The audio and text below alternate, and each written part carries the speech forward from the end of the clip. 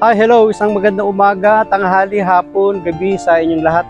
Anong oras man ninyo napapanood ang video ito. Tayo po muli ay tutunghayin ng ating pagbasa para naman sa araw po ng May 7, Martes, taong 2024. Hahanguin natin ang ating mabuting balita sa Ebanghelyo ni San Juan, Kabanatang 16, mga talatang 5 hanggang 11. Noong panahong iyon, sinabi ni Jesus sa kanyang mga alagad, "Ngayoy, paroroon na ako sa nagsugo sa akin. Wala isa man sa inyong nagtatanong sa akin kung saan ako pupunta. At ngayong sasabihin ko sa inyo, natigib kayo ng kalungkutan. Ngunit dapat ninyong malaman ang katotohanan, ang pag-alis ko'y sa ikabubuti ninyo, sapagkat hindi paparito sa inyo ang patnubay kung hindi ako aalis.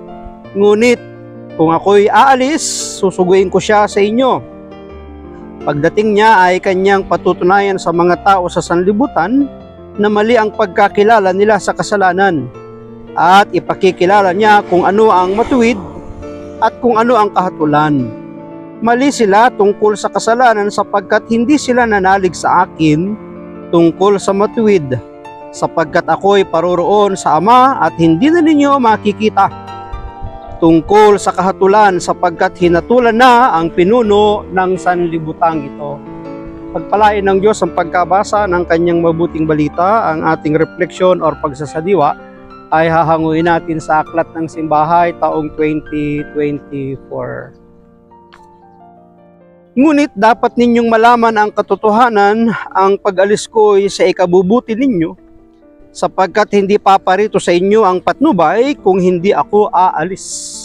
Maaring ang mga alagad ay nalumbay nang ang ating Panginoon ay patuloy na ipinaparamdam, unti-unti niyang ipinapaalam sa kanyang mga alagad na siya ay aalis.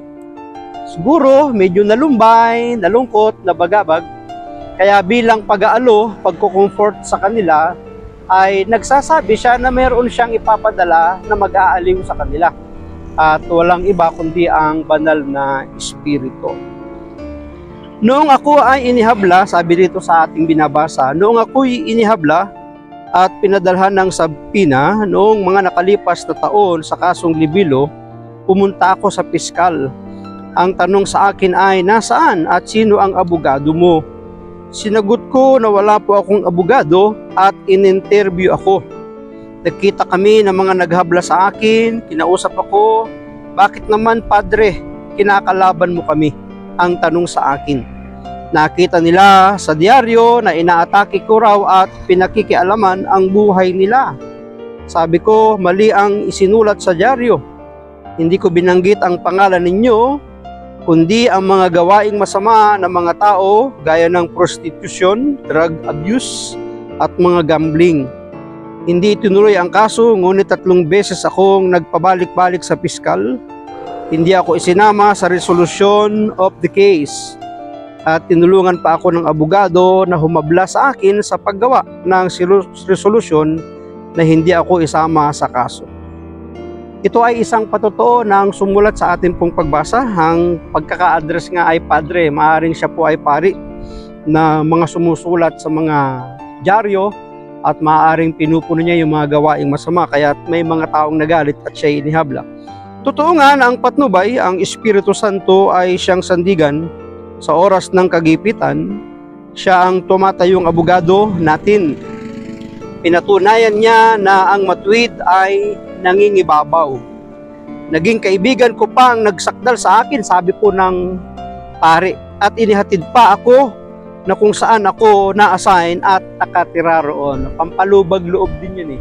Minsan kapag hindi na natin kayang ipagtanggol ang ating sarili, ang Diyos ang nagpapadala ng tagapagtanggol natin. Minsan may mga pangyayaring nagiging dahilan ng ating kalungkutan, kagaya ng mga alagad na ang Panginoon ay nagpahiwatig ng kanyang pag-alis, ngunit sinasabi na mayroong hahalili na mag-aaliw sa kanila. Tayo man sa atin pong buhay, marami pong pinanggagalingan ng ating kabagabagan, kalungkutan, di ba? Pag-iisa, pero ipapadala ng ating Panginoong Yesus ang kahalili niya at walang iba sa katauhan ng Espiritu Santo ang siyang papatnubay, gagabay, magtuturo sa atin at magpapaalala ng mga bagay na itinuro ni Jesus sa ating mga buhay.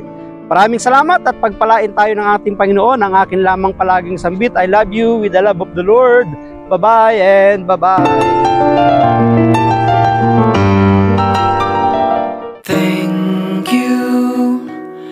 Thank you for your smile.